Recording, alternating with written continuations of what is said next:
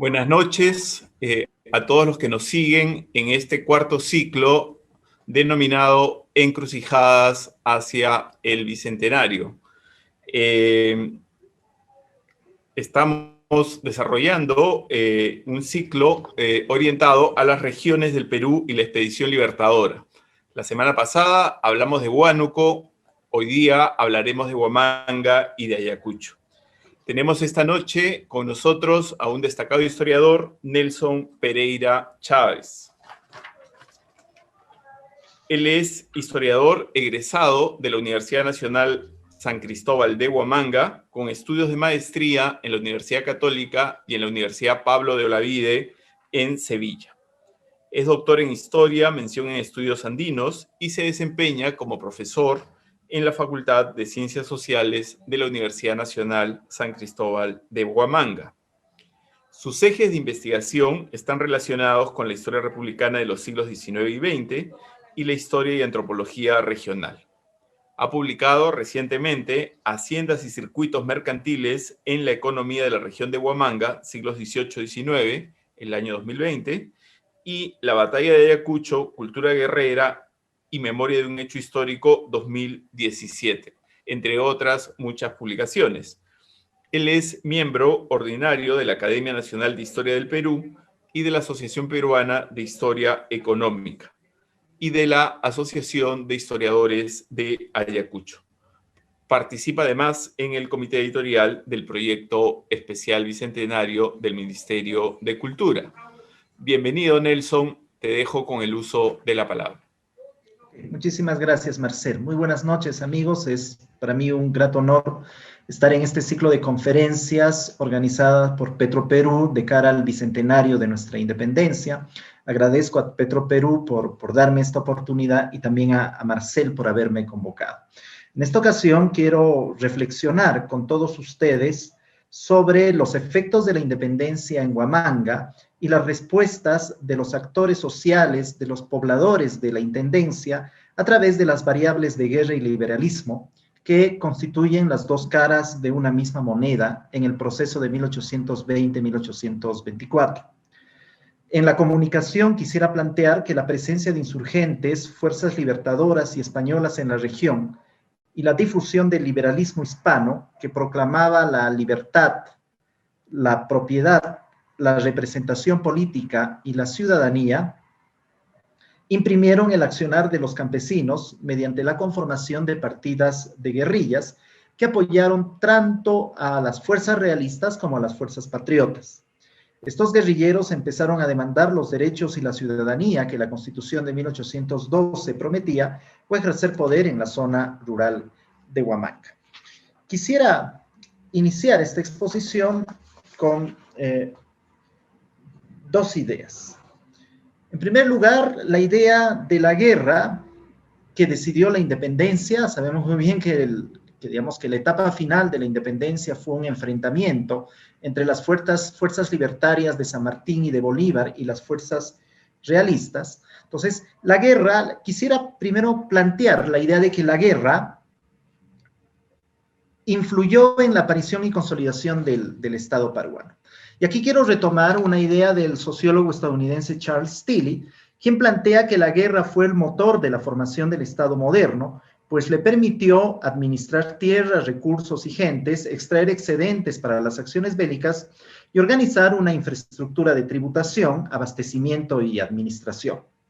A pesar de ser una teoría atractiva para el análisis de la formación de los estados sudamericanos, ha sido descartada por historiadores y sociólogos latinoamericanos, especialmente por Miguel Ángel Centeno, quien concluye que el esquema de Tilly no se aplica a América Latina porque aquí el conflicto militar como fuente de legitimación del Estado desaparece luego de las guerras de la independencia. Al contrario de Centeno, la historiadora peruana Cecilia Méndez ha recurrido a la teoría de Tilly, combinada con las propuestas del sociólogo alemán Max Weber, para estudiar la relación entre el Estado y los campesinos peruanos en el contexto de las guerras caudillistas del siglo XIX. Propone que en esta centuria los campesinos no solo defendían al Estado, sino que se constituían en Estado al asumir el ejercicio de la violencia que les delegaban los jefes militares en nombre del Estado. Pero al mismo tiempo, los campesinos ejercían funciones administrativas del Estado, tal como sucedió con el gobierno de Uchurajay en las alturas de Huanta, que apareció hacia inicios de la década de 1830. En tal sentido, en el contexto de las guerras civiles del siglo XIX, los campesinos apoyaban al ejército de varias formas y al mismo tiempo ejercían funciones de gobierno. Digamos, estas son las ideas de Cecilia Méndez, inspiradas en la teoría de Charles Tilly, que quisiera recuperar para la presente comunicación. Eso por un lado.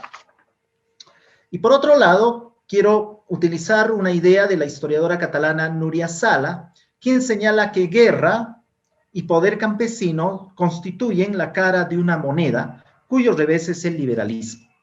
En efecto, las ideas liberales nacidas con las Cortes de Cádiz y la Constitución de 1812, que proclamaban el origen popular de la soberanía y la vigencia de derechos como la propiedad, la libertad, la ciudadanía y el sufragio, se propalaron durante los dos interregnos liberales que coinciden con la coyuntura rebelde de 1810-1814, la famosa sublevación de los hermanos Angulo y de Pumacahua, y con la campaña final de 1820-1824, la presencia de las dos expediciones libertadoras en el territorio del virreinato.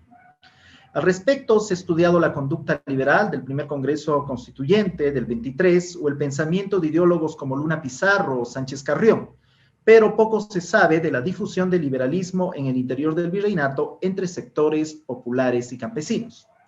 Nuevamente, Cecilia Méndez toma la delantera y esboza la tesis de la existencia de un liberalismo campesino en Huanta entre 1812 y la Guerra Civil de 1834. Quisiera también recuperar esta idea para la presente comunicación. Muy bien, planteados estos ejes teóricos, lo que quiero a continuación es describir brevemente el espacio de la región de Huamanga o de la Intendencia de Huamanga al finalizar el siglo XVIII e iniciarse el siglo XIX. Ustedes están observando el mapa de la Intendencia de Huamanga, una región ubicada en los Andes peruanos que al iniciar el siglo XIX ocupaba un territorio de aproximadamente 44.000 kilómetros cuadrados, dividido en 6 provincias: Huanta, Huamanga hacia el norte, Cangallo al centro de la Intendencia, Lucanas y Parinacochas en el sur y Andahuaylas hacia el este. Ahora, entre los siglos XVI y XVII, en el territorio de la región, se desarrolló una estructura económica caracterizada por la producción de obrajes, haciendas y talleres artesanales para la demanda de la mina de Huancavelica y de la ciudad de Huamanga, fundada en 1540 y que en 1602 se convirtió en cabeza de obispado. Sin embargo, en la segunda mitad del siglo XVIII disminuyó la demanda de la mina de Huancavelica. Al mismo tiempo, los obrajes agonizaron por la contracción minera y la aparición de nuevos administradores de origen peninsular que no pudieron enfrentar la mengua de la producción. El sistema de los repartos mercantiles, legalizado por la corona en 1751, ocasionó una mayor importación de manufacturas. Con las reformas borbónicas de la segunda mitad del siglo XVIII, aumentaron las imposiciones como la alcabala y la contribución indígena y se impusieron incluso nuevos tributos como el chepín o el impuesto a la carne. Asimismo, las reformas exigieron el cumplimiento de la mita y el pago de las deudas de los indígenas. Pese a la caída de Huancavelica y a la agonía de los obrajes,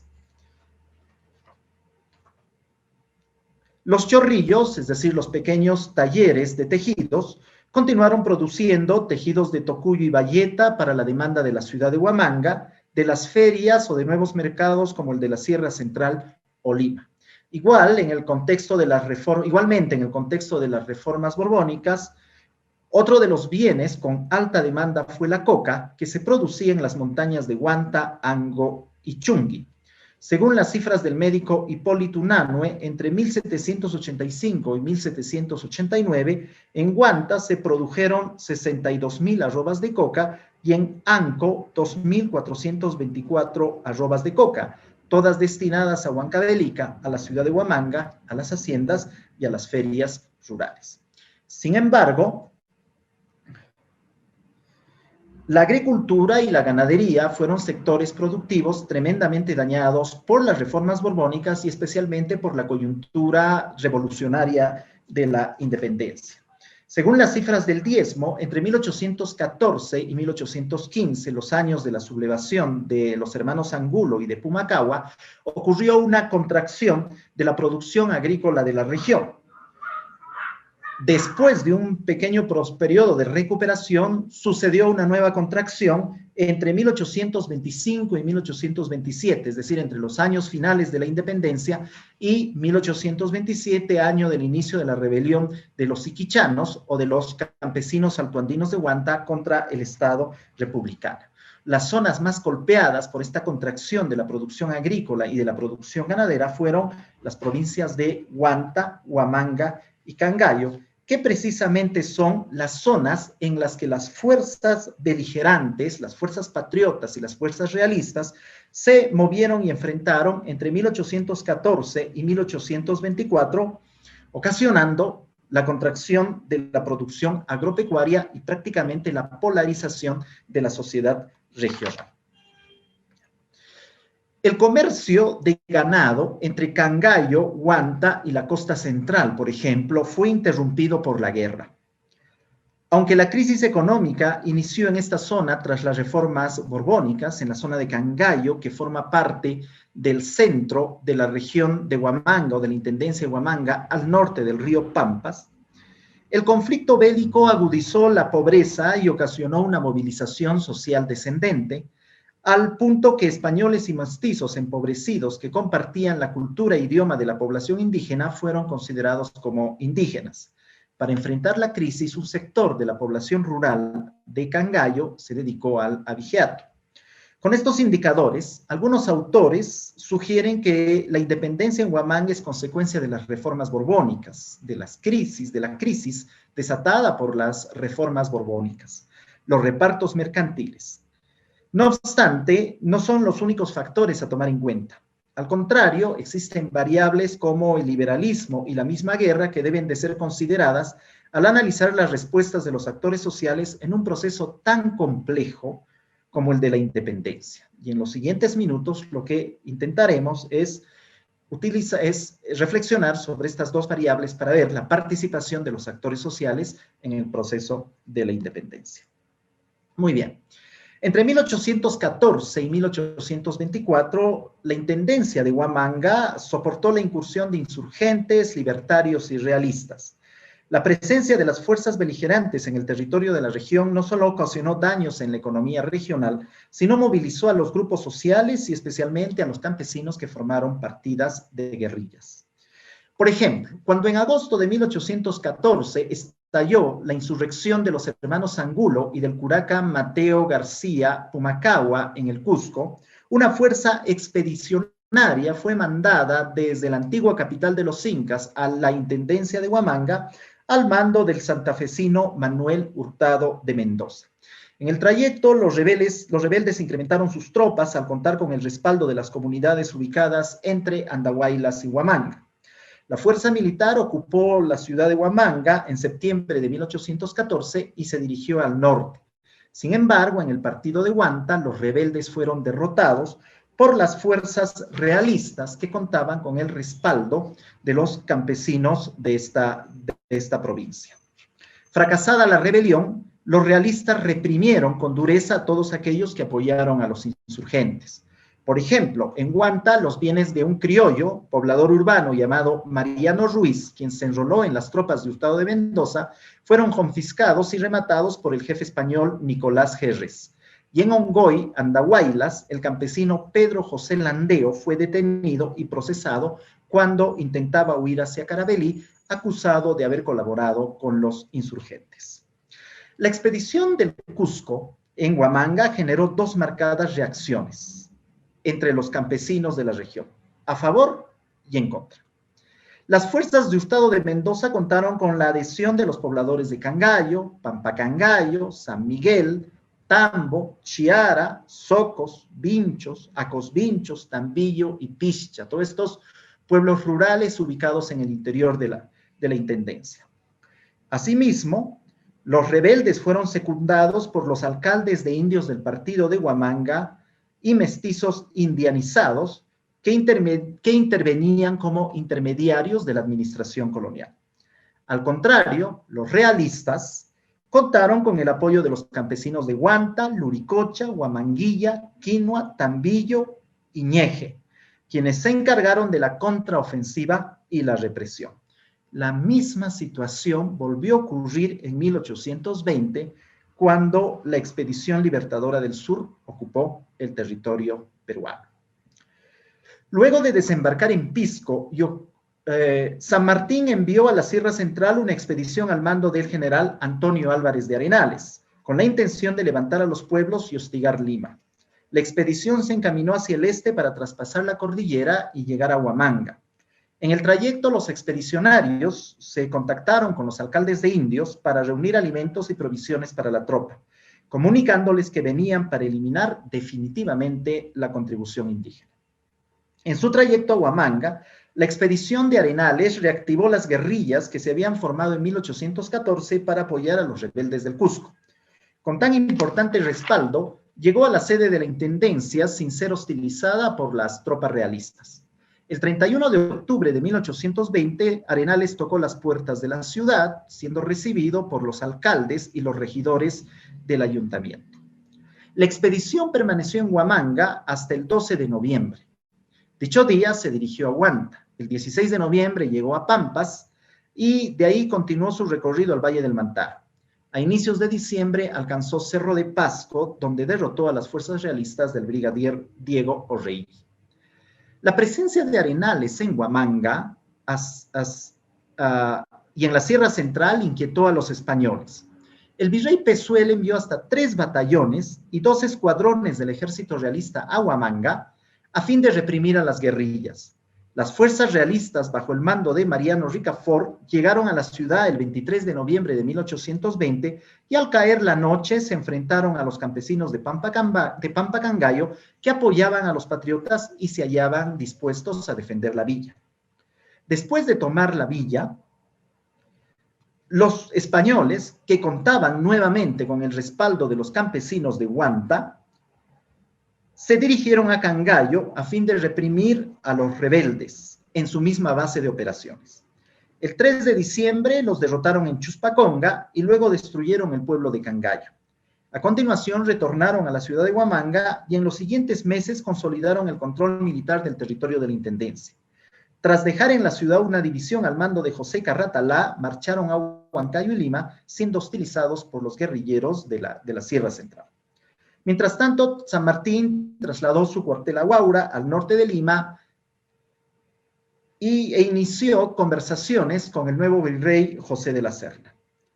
Tras el fracaso de la conferencia, la Serna abandonó Lima a inicios de julio de 1821, instalándose temporalmente en Huancayo para después trasladarse a la zona del Cusco. San Martín ingresó con su ejército a la capital, proclamó la independencia el 28 de julio e instaló un gobierno protectoral. En la Sierra Central, el virrey consolidó su ubicación y ordenó a Carratalá intervenir en una zona como Huamanga, que era controlada por los guerrilleros, para restablecer el enlace entre Cusco y todo el sur andino. Carratalá llegó a Huamanga en octubre de 1821 y hasta mayo de 1822 se inició una dura represión y un enfrentamiento constante con las fuerzas guerrilleras que eran lideradas por Basilio Auqui. El enfrentamiento se intensificó hacia abril de 1822, después de la derrota de las fuerzas patriotas en la batalla de la Macacona. En esta ocasión, los campesinos obtuvieron algunas victorias, como la de Serchapampa, por ejemplo, una acción de encubrimiento donde sorprendieron a una caballería realista en un terreno pantanoso, pero finalmente la represión fue bastante dura.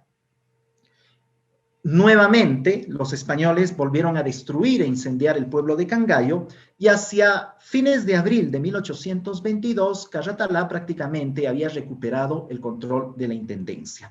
Después de la batalla de Paras, Carratalá capturó a Basilio Auqui, lo llevó a la ciudad de Huamanga, lo ejecutó en mayo de 1822. Basilio Auqui era el líder de las guerrillas de Pampacangayo que apoyaban a las fuerzas patriotas, y también en mayo de 1822, Carratalá capturó en la ciudad de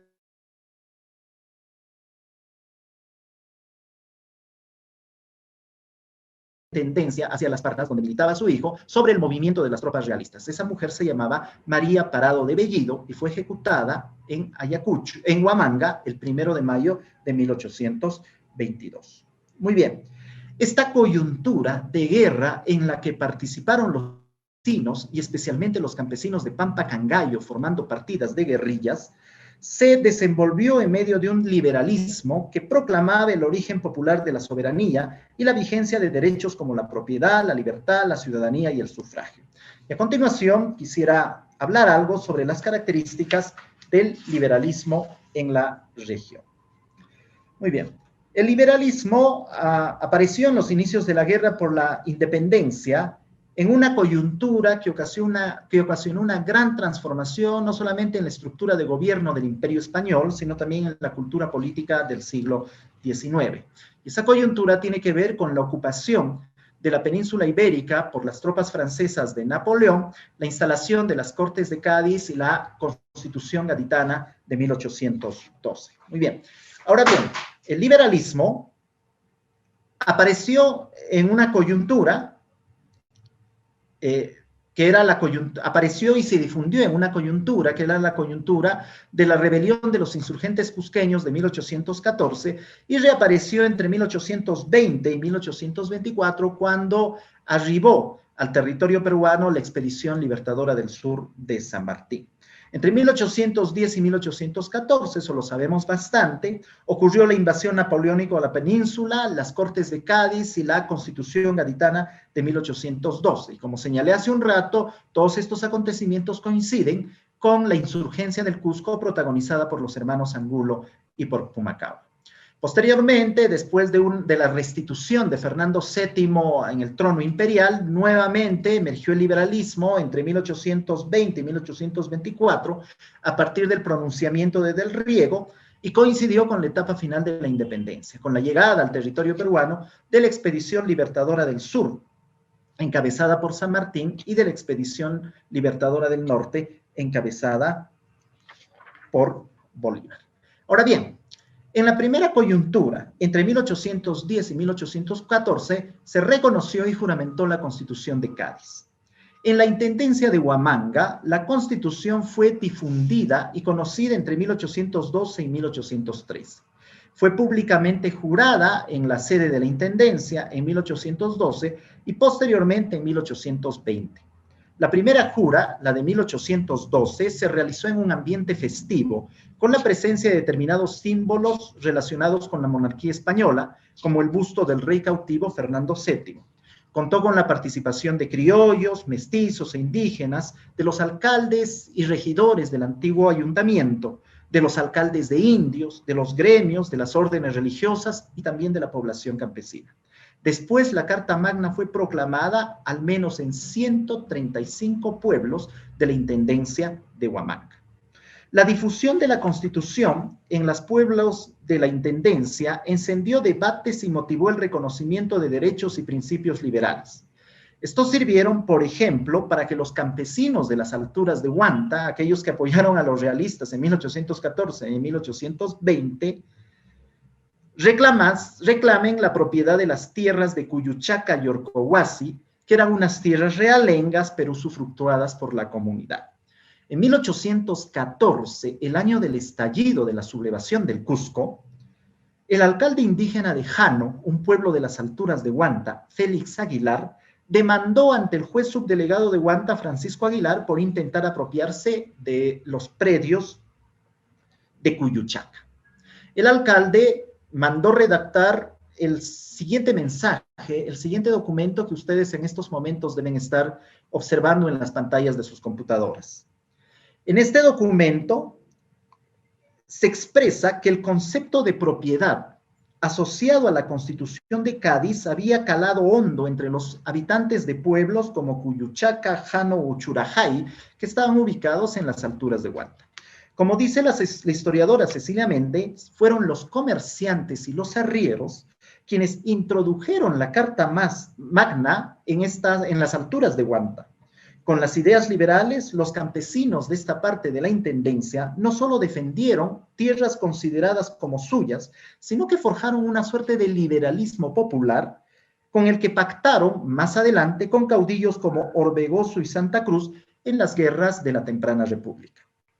Asimismo, el interregno liberal, en medio de la guerra, ocasionó la transferencia de recursos y poderes del gobierno virreinal a las provincias, ya que éstas tuvieron que mover hombres y bienes para el conflicto. Señala el historiador mexicano Antonio Anino que las autoridades de los cabildos de indios y de las comunidades se convirtieron en jefes militares o se encargaron de administrar justicia, de tal forma que se inició un proceso de ruralización de la política. Ello precisamente ocurrió con los campesinos de las alturas de Huanta y con los guerrilleros de Pampacangayo, que apoyaron a las fuerzas patriotas y a quienes se les conoce con el nombre de morochucos. Señala, por ejemplo, la citada Cecilia Méndez, que el líder huantino, José Antonio Huachaca, quien dirigió las partidas de guerrillas de estos campesinos que apoyaron a las realistas en 1814, 1820 y después se levantaron en armas contra el Estado republicano en 1827, enarboló las ideas liberales de la Constitución gaditana en 1813 y al mismo tiempo apoyó a un rey absolutista como Fernando VII. Con esta particular amalgama de monarquismo con liberalismo, rechazó el tributo indígena y el trabajo impago de los campesinos. Bajo el mando de este líder carismático, los campesinos altoandinos de Huanta hostilizaron a las fuerzas libertadoras en la última etapa de la Guerra de la Independencia y se levantaron contra el Estado republicano en 1827. Asimismo, al enfrentar y contener exitosamente a los realistas entre 1820 y 1821, los morochucos, es decir, los campesinos de Pampacangayo que apoyaron a los patriotas, no solo controlaron militarmente un amplio espacio de la intendencia de Huamanga, sino que establecieron una estructura de poder al nominar a sus propias autoridades, cobrar los tributos e imponer cupos y multas, según las indagaciones del historiador José Luis Sigue. En julio de 1821, el subdelegado de Lucanas, José de Irigoyen y Centeno, señaló que los guerrilleros de Pampacangayo ingresaron a su partido, a Luganas, con el mayor descaro, imponiendo leyes de gobierno y nombrando a los alcaldes de la patria. Dijo que habían asesinado a los curas de Colque y Caruhuanca y al de Tiquihua le habían impuesto una multa de 1,000 pesos porque se guardaban los caudales del rey. Para concluir su acusación de naturaleza política, el subdelegado mencionó lo que en estos momentos ustedes están observando en pantalla. Esta es una fuente que la he tomado de la tesis de José Luis Sigue sobre los morochucos de Pampacangayo en la Guerra de la Independencia. Muy bien. Algunos de estos nombramientos, algunas de estas nominaciones que los morochucos hicieron en el contexto de la guerra de 1820-1822 subsistieron luego de la batalla de Ayacucho y fueron formalmente incorporados a la estructura política del Estado republicano. La autoridad de Huachaca, por ejemplo, el líder de los rebeldes de Huanta que apoyaron a los realistas, fue reconocida por el presidente Orbegoso en 1834. Puesto que los campesinos altoandinos de Huanta fueron sus socios estratégicos en la guerra contra Pedro Bermúdez y contra Gamarra. Pero el caso más paradigmático es el de Pedro José Gutiérrez, propietario de la estancia de Sexcha, en Cangallo, quien se desempeñó como juez de paz en 1820, cuando las tropas de Arenales llegaron a la intendencia de Huamanga, y los pobladores de Pampacangayo reactivaron las guerrillas. Gutiérrez retuvo el cargo en el transcurso de la guerra porque pudo cubiletear entre españoles y morochucos o porque sencillamente fue un guerrillero. Lo cierto es que el personaje continuó como juez en las décadas de 1830 y 1840, actuando a nombre del Estado republicano. En 1845 le tocó resolver un caso de disputa de terrenos que enfrentó a los campesinos de Pomabamba con los de Urihuana, Huaychanja y Tuxin en Cangallo. En medio del proceso, fue cuestionado por los pobladores de Pomabamba con la cita que en estos momentos ustedes deben estar observando en pantalla. Los quejosos decían que este Gutiérrez estaba favoreciendo a la otra parte del litigio en tanto estaba muy asociado con los morochucos. Si la versión de los pomabambinos es cierta, entonces deducimos que el juez Gutiérrez fue un morochuco, es decir, un guerrillero de Pampacangayo, y como tal ejerció poder en un territorio que anteriormente fue controlado por estos guerrilleros. Al mediar en las disputas judiciales, se transformó ya en inicios de la República en un actor clave para reproducir las normas y rituales del recientemente creado Estado republicano. Muy bien. Quisiera culminar esta breve comunicación señalando que la historia de la independencia en Huamanga es un proceso complejo con muchas aristas y detalles. En la presente comunicación he intentado abordar un par de dichas aristas, la guerra y el liberalismo, dejando de lado aspectos no menos importantes como el rol de los otros actores sociales, los españoles, los criollos, los mestizos, los gremios, los religiosos. Esbozar una historia total del impacto de la emancipación en la región es todavía una tarea pendiente, especialmente en el contexto actual de conmemoración del Bicentenario. Tal como han mencionado otros autores, las reformas borbónicas y los repartos mercantiles contribuyeron a la contingencia de la independencia al modificar la estructura económica de la región. Con las reformas y los repartos se cerraron definitivamente los obrajes y los bienes importados circularon con mayor fluidez. Sin embargo, reformas y repartos no ocasionaron la respuesta automática de los actores sociales y su filiación hacia españoles o patriotas. De ningún modo, porque entre las reformas borbónicas y la independencia media un periodo de 40 años, en el que la guerra y el liberalismo modificaron los posicionamientos políticos y las expectativas. La presencia de las fuerzas beligerantes en el territorio de la región tuvo su contraparte en la difusión del liberalismo, que proclamaba la soberanía emanada del pueblo y los derechos como la propiedad, la libertad, la ciudadanía y el sufragio. Así, campesinos de Huanta y Pampacangayo, a quienes hemos mencionado en el transcurso de esta comunicación, empezaron a demandar los derechos y la ciudadanía que la Constitución de 1812, que la Constitución gaditana profusamente publicitada en el territorio de la independencia prometía, o a ejercer poder en la zona rural de Huamanga a partir de las guerrillas que formaron para apoyar a la Expedición Libertadora del Sur o al ejército español. Este liberalismo, que apareció en medio de la guerra, llegó para quedarse en el escenario regional. Constituyó la base del discurso con el que los campesinos de la región reclamaron la propiedad de sus tierras al Estado peruano en las siguientes décadas del siglo XIX, en plena era republicana. Sirvió además para que estos pobladores se conectasen con un Estado republicano que al menos, les ofrecía la administración de la justicia, ¿no? Pero esta es otra historia y será tema de otra conversación. Muchísimas gracias y estoy atento para responder las preguntas e inquietudes de nuestros oyentes. Gracias. Gracias, Nelson, por tan interesante conferencia que nos muestra las complejidades de un proceso largo como el proceso de la independencia en el Perú y el impacto que esto tiene en distintos actores sociales e incluso en distintas regiones, ¿no?, de la intendencia de Huamanga, ¿no? Interesante el contraste entre los morochucos por un lado y los indios de Huanta por el otro, y cómo se van mezclando las ideas liberales y las posiciones políticas para agendas locales también, ¿no?, para conflictos de intereses al interior de la intendencia por tierras, estatus, comercio, etcétera, ¿no? Creo que esto muestra a nuestros oyentes la complejidad del proceso, ¿no?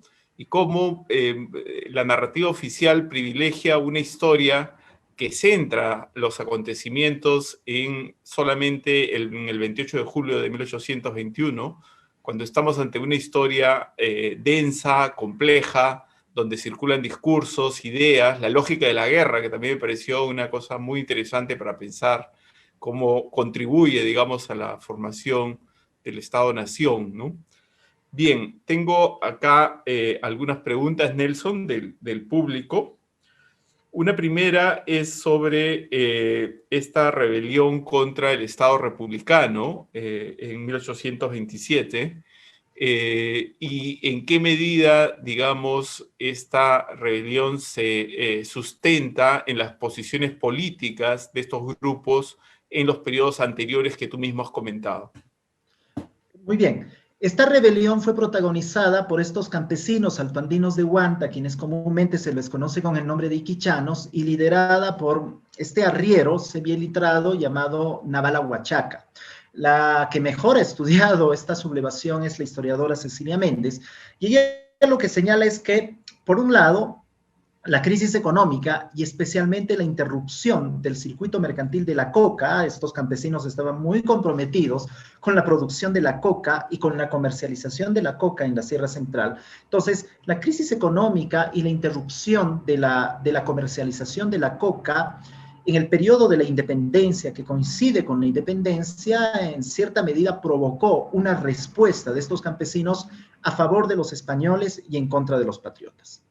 Pero Cecilia Méndez además agrega que estos campesinos, al conocer los enunciados de la Constitución Gaditana de 1812, al juramentar la Constitución de 1812, ensamblaron o desarrollaron un sustrato ideológico que fusionaba las ideas del liberalismo provenientes de las cortes con la idea del rey como garante del orden y como regente del orden.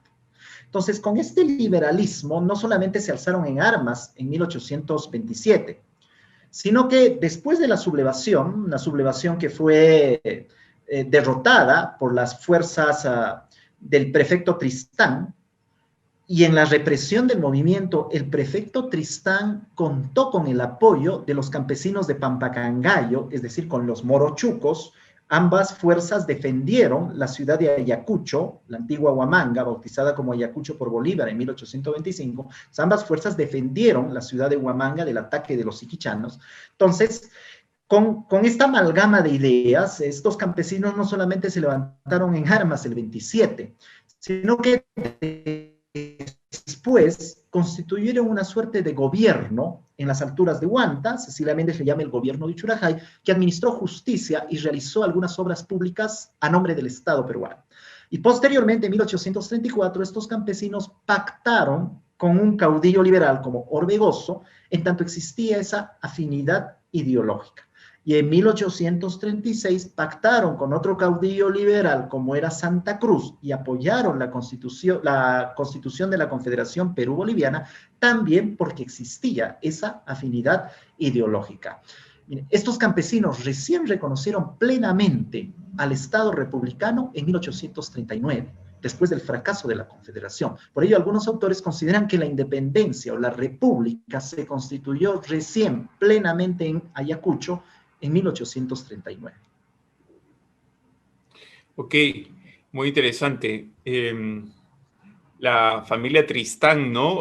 Tan importante en el sur andino, y que Flora Tristán va en su famoso viaje, ¿no?, a solicitar un reconocimiento a Pío Tristán, que era el gran personaje político durante varias décadas en esa zona, ¿no?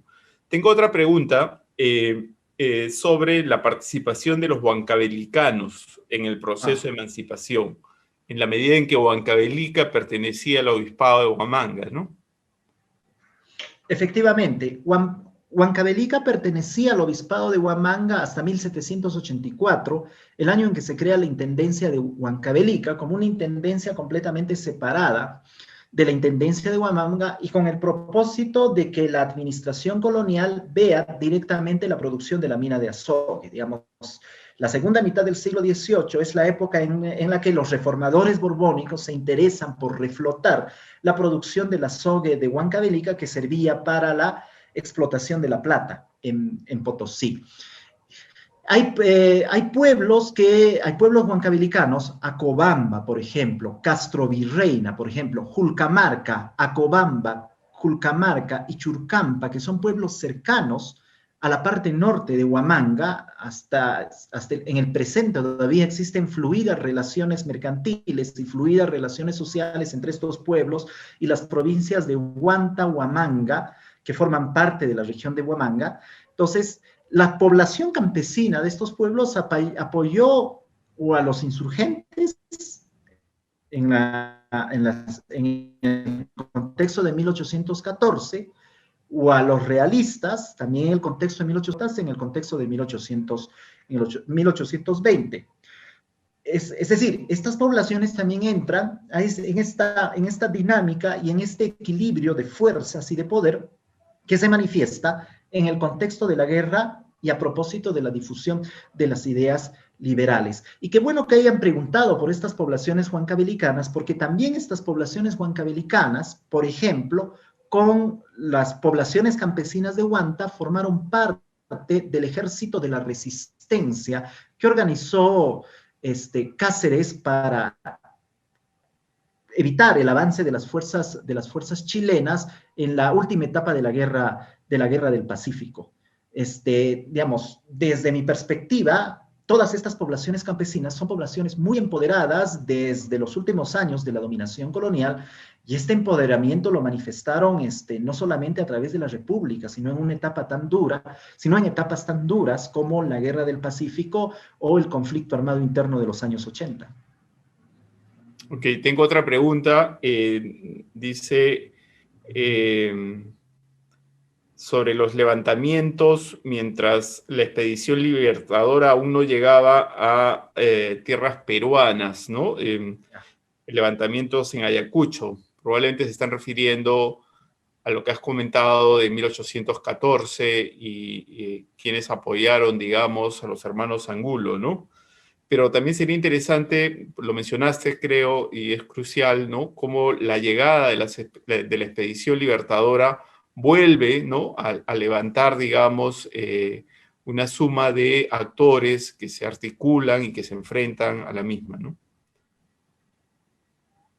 Digamos, en la intendencia de Huamanga ocurren levantamientos, motines e insurrecciones desde la segunda mitad del siglo XVIII, no en la masiva cantidad tal como ocurrieron en el Cusco, por ejemplo, ¿no? A partir de las investigaciones de Scarlett O'Phelan sabemos pues que en la segunda mitad del siglo XVIII en el Cusco y en todo el sur andino, incluido el Alto Perú, hubo todo un ciclo de rebeliones indígenas relacionadas con las reformas borbónicas, cuya máxima expresión es la sublevación de Tupac Amaru. Tupac Amaru no contó con mucha adhesión en la intendencia de Huamanga, al contrario, la intendencia de Huamanga envió, los corregimientos de Huamanga, porque digamos, en el momento del estallido de Tupac Amaru todavía no existían las intendencias, claro, los corregimientos de Huamanga enviaron fuerzas y recursos económicos al Cusco para combatir a Tupac Amaru. Pero en ese mismo contexto estallaron pequeños motines, pequeñas insurrecciones, pequeños levantamientos en la zona de Huanta y en la zona de Cangallo, que parecen ser las zonas más golpeadas por las reformas borbónicas. Entonces, son sublevaciones, por ejemplo, dirigidas contra los sacerdotes, en tanto los sacerdotes estaban presionando fiscalmente estas poblaciones campesinas en el contexto de las reformas tributarias de los Borbones, o contra los corregidores, o contra algunos comerciantes que estaban imponiendo el sistema del repartimiento mercantil. Ahora, en la época de las reformas borbónicas también hay un fuerte descontento contra los jefes, contra las autoridades y funcionarios peninsulares que son enviados por la corona española para administrar la intendencia. Por ejemplo, hay un famoso intendente que es don Demetrio Higgins, que gobierna, creo que a inicios del siglo XIX, y él refiere en sus memorias pues que los huamanguinos lo trataban muy mal, que nunca lo recibieron, que nunca fueron corteses con él, que lo trataban muy mal. Entonces había había este fuerte resentimiento contra estos funcionarios que en el contexto de la reforma eran enviados por la corona española. O'Higgins era un funcionario peninsular de origen noreuropeo. ¿Ya? Ahora, en el contexto de 1814, efectivamente, se forman las partidas de guerrillas, digamos, cuando estalla la sublevación del Cusco y cuando los hermanos Angulo y Pumacahua mandan una expedición hacia Huamanga, entonces se activan las guerrillas.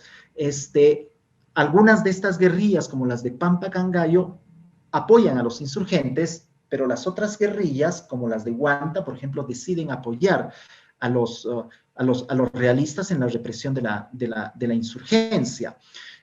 La situación se calma temporalmente entre 1815, 1816 y 1820. Son solamente 5 o 4 años que distan entre el fin de la sublevación de Pumacahua y de los hermanos Angulo y la llegada del ejército de San Martín al territorio peruano, y las guerrillas nuevamente se reactivan cuando Arenales traspasa la cordillera y llega a la región de Huamanga. y las guerrillas van a estar activas no solamente hasta la batalla de Ayacucho, sino hasta los años posteriores a la batalla de Ayacucho, ¿no? Hace un rato acabo de mencionar que los morochucos de Pampa Cangallo apoyaron a las fuerzas de Domingo Tristán, el prefecto de Huamanga, a reprimir a los rebeldes iquichanos de Huanta en 1827.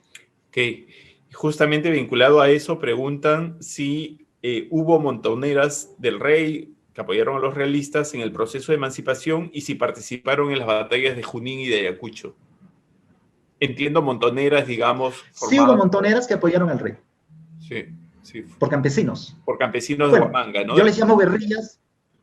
Claro, yo les llamo guerrillas, también otros autores les llaman montoneras. Sí, efectivamente existieron guerrillas o montoneras de población campesina que apoyaron a las fuerzas del rey, los campesinos saltoandinos de Huanta. Ahora, ellos y los morochucos que apoyaban a los patriotas participaron en la batalla de Ayacucho, según los testimonios de los jefes militares de ambos ejércitos que estuvieron en el encuentro del 9 de diciembre de 1824. Efectivamente, estos campesinos habían sido movilizados, pero prestaban servicios auxiliares hacia ambos ejércitos. Por ejemplo, apoyaban en el transporte de la tropa por el territorio andino. O sea, muchos de estos jefes militares, Arenales, por ejemplo, desconocían los caminos, desconocían los senderos en el territorio andino. Entonces se valían de las guerrillas para ubicarse y para recorrer los caminos en el enmarañada geografía andina, ¿no? Con esto, con el apoyo de los guerrilleros, las fuerzas patriotas o las fuerzas realistas encontraban, por ejemplo, los lugares de descanso, encontraban los alimentos para los soldados, encontraban los alimentos para el ganado, y tenían mano de obra para el transporte por ejemplo, del armamento pesado, de la artillería. Ya. Entonces, los guerrilleros ocuparon una posición, digamos, secundaria en la batalla de Ayacucho. Según algunos autores, estuvieron en el batallón de La Mar, que fue el batallón que enfrentó la arremetida de Valdés al inicio de la batalla, el 9 de diciembre de 1824. Es más, las memorias de Miller refieren que en la víspera de la batalla, el 8 de diciembre, hubo un encuentro entre los guerrilleros, entre una facción de las guerrillas y una facción de la tropa realista, en la que resultó muerto el líder guerrillero Marcelino Carreño. O sea, Marcelino Carreño murió en la víspera de la batalla, no el día de la batalla, sino en la víspera de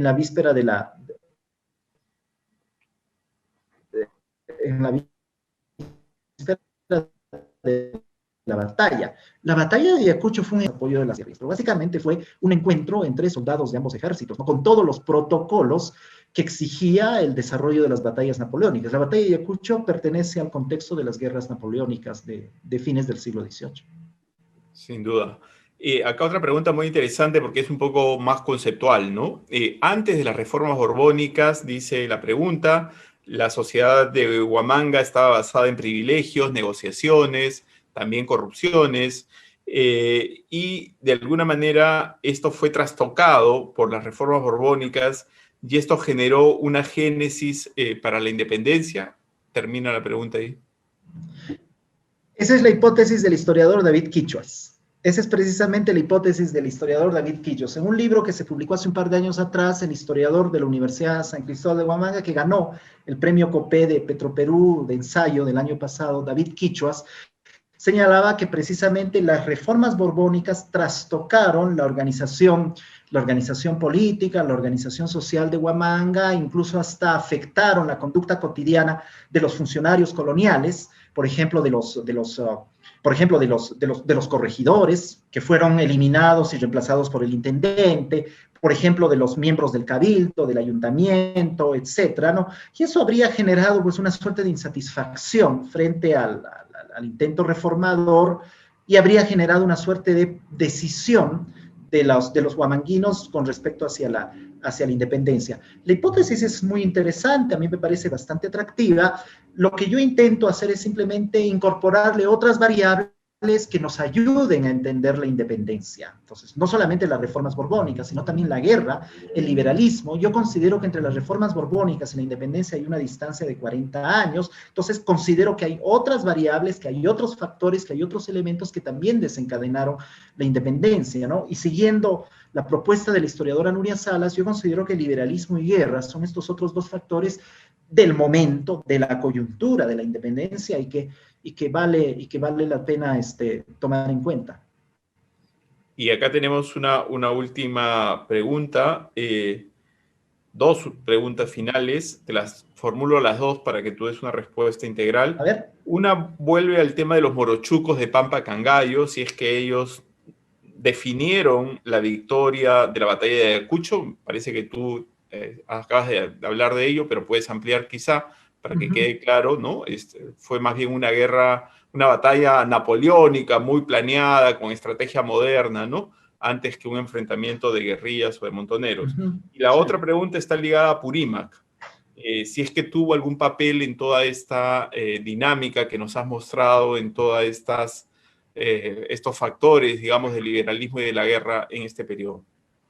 A ver, con respecto a los morochucos, bueno, este es el nombre de los guerrilleros de Pampa Cangallo que apoyaron a las fuerzas patriotas entre 1820 y 1824 y que anteriormente en 1814 habían apoyado a los insurgentes cusqueños.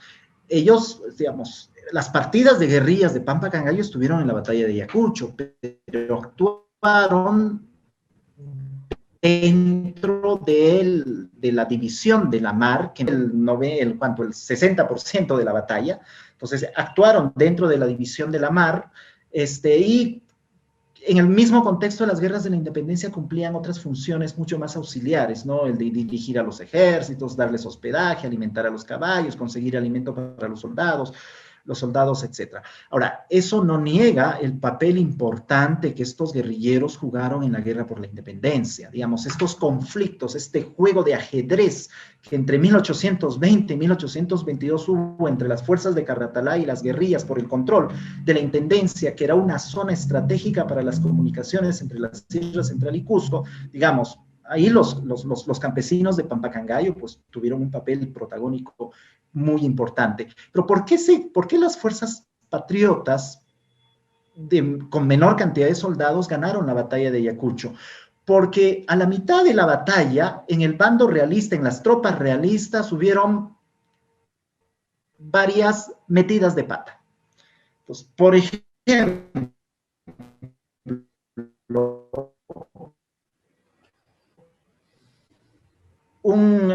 por ejemplo, de cercar al ejército patriota y atacarlo sorpresivamente por la retaguardia. Digamos, ese era el objetivo de Valdés al bajar del cerro, ¿no? Entrar por un lado de la pampa y atacar por la retaguardia al ejército realista y luego de que todas las tropas bajasen del cerro, es decir, un efecto de pinza sobre las fuerzas patriotas de Sucre. Entonces, antes de que Valdés hubiese logrado su objetivo, pues empezaron a bajar los soldados del cerro, situación que fue muy bien aprovechada por Sucre y por Córdoba para romper la parte frontal del ejército realista. Y además, a la mitad de la batalla, los soldados realistas empezaron a desertar, empezaron a dirigir sus armas contra los jefes realistas. Entonces, prácticamente a la mitad de la batalla ocurrió algo así como un desorden en las tropas realistas, una deserción masiva de combatientes en las tropas realistas, situación que fue hábilmente aprovechada por Sucre y especialmente por Córdoba para quebrar el ejército realista, para romper el ejército realista, llegar hasta la cima y prácticamente detener el ímpetu del ejército español. En ese contexto cayó prisionero el virrey, que estaba herido, etc. Un desorden. Se formó un desorden que fue aprovechada por las fuerzas de Sucre. Me parece que ahí, en esos factores tácticos y estratégicos y en esas fallas del ejército realista, radica la clave para entender el porqué de la victoria del ejército de Sucre el 9 de diciembre de 1824. Ahora, con respecto a Apurímac y Andahuaylas, digamos, la zona de Andahuaylas, la provincia de Andahuaylas, que en la actualidad forma parte del departamento de Apurímac, era una zona que a inicios del siglo XIX formaba parte de la Intendencia de Huamanga. Y es más, formó parte del departamento de Huamanga hasta 1873. En tanto, existían fuertes vínculos económicos, comerciales y también sociales entre la población de Andahuaylas y la población de Huamanga. Digamos, ahí había un intenso comercio, y hasta ahora hay un intenso comercio, pese a la existencia de una frontera política en el medio entre Huamanga y Andahuaylas. Cuando las fuerzas de Pumacahua, cuando una de las expediciones de la rebelión de los hermanos Angulos y de Pumacahua es enviada hacia la intendencia de Huamanga, oiga, esta fuerza expedicionaria sale de Cusco con un puñado de hombres y va incrementando sus fuerzas, va incrementando su cantidad a medida que va recorriendo de Limatambo a Abancay, de Abancay a Andahuaylas, de Andahuaylas a Chincheros, cruzan el río Pampas y llegan a la ciudad de Huamanga. Entonces, una pequeña fuerza con un centenar de hombres, al llegar a Huamanga, hacia septiembre de 1814, pues es una fuerza numerosa de más de 1000 combatientes. Entonces, los abancaínos y los andahuaylinos, pues le dieron, proporcionaron hombres y probablemente también alimentos y vituallas a esta fuerza expedicionaria que iba hacia Huamanga y que lamentablemente fue derrotada en Huanta, otra vez por un ejército realista que contaba con el respaldo de los campesinos santoandinos de Huanta. Y bueno, han llegado 2 preguntas más, queremos atenderlas. Vamos. Una tiene que ver con orgullos locales y memoria. Nos preguntan si es que también dentro de los morochucos hubo indígenas de la actual provincia de Fajardo. Y la otra es más general y es sobre el debate, digamos, si la independencia fue obtenida o adquirida, ¿no? Bueno, sobre eso último se han escrito pues ríos de tinta y hay un gran debate, pero digamos de manera breve quizá puedas plantear un punto, ¿no? Sí. Mire, las guerrillas de Pampacangayo fueron conformadas por los habitantes de Pampacangayo, a quienes se les llama morochucos, y estos son campesinos españoles, mestizos e indígenas. O sea, no son solamente indígenas, son españoles, mestizos e indígenas. Españoles empobrecidos por las reformas borbónicas, pero que compartían la misma cultura indígena de pueblos colindantes. Por ejemplo, todos los pueblos que estaban hacia el norte de Cangallo y hacia el sur de Huamanga. Por ejemplo, los pobladores de Paras, de Totos, de Vinchos, de Cazapalca, de Vizcapalca, etc. Todos ellos también formaban parte de estas guerrillas. Entonces, ahí estaba María Parado de Bellido, ahí estaba la familia de María Parado. Probablemente también los pueblos anexos del sur. Entonces, ahí estarían los huancasanquinos y ahí también estarían los de la actual provincia de Víctor Fajardo y de repente también un poquito de la provincia de Vilcashuamán. O sea, finalmente, las actuales provincias de Cangallo, Huancasancos, Víctor Fajardo y Vilcashuamán formaban parte del partido de Vilcashuamán, que después se convirtió en la provincia de Cangallo. Digamos, la creación de nuevas provincias ya es un fenómeno eminentemente republicano. Ahora, con respecto a si la independencia fue concebida, a partir de las investigaciones de historia regional realizadas por autores como Cecilia Méndez, como José Luis Sigue, como el citado David Quichuas, por ejemplo, a partir de mis propias indagaciones, yo podría señalar que hay una participación de sectores populares en el proceso de la independencia, movidos no solamente por las necesidades y por las expectativas creadas por las reformas borbónicas o por la presencia por ejemplo, de los insurgentes cusqueños del 14 o de las tropas de San Martín en 1820, movidos también por las ideas liberales, por estas ideas de la representación y de comunidades, del poder que retorna a las poblaciones rurales, digamos, ideas que son difundidas a raíz de la promulgación de la Constitución de Cádiz de 1814. Ahora, a veces pensamos que el apostar por la independencia significa afiliarse con el ejército patriota. Y bueno, también puede haber una apuesta por la independencia al afiliarse con las tropas realistas. Es decir, dentro de los realistas hay también sectores liberales. La Serna es liberal y toda la camarilla de oficiales que lo secundan en la batalla de Ayacucho son liberales. Valdés, Monet, Villalobos, etcétera, son oficiales liberales. Entonces, estos campesinos altoandinos de Huanta simpatizaron con los realistas, sobre todo porque había esta simpatía liberal, es decir, esta idea, que no es mía, sino de Cecilia Méndez, de que estos campesinos creían en el liberalismo, pero al mismo tiempo creían en el rey de España. Entonces, hay una suerte de simpatía liberal, lo pongo en términos de hipótesis, con toda esta camarilla, con todos estos oficiales que dirigieron a las fuerzas realistas en la campaña final de 1824. Y esa simpatía los lleva a apostar, digamos, por las tropas realistas, y esa simpatía liberal después se expresa con caudillos como Orbegoso o como Santa Cruz, que iniciaron sus acciones militares sirviendo en los ejércitos del rey. Entonces, el fenómeno de la independencia es un fenómeno mucho más complejo. Entonces, es difícil generar posiciones dicotómicas en la independencia. Entonces,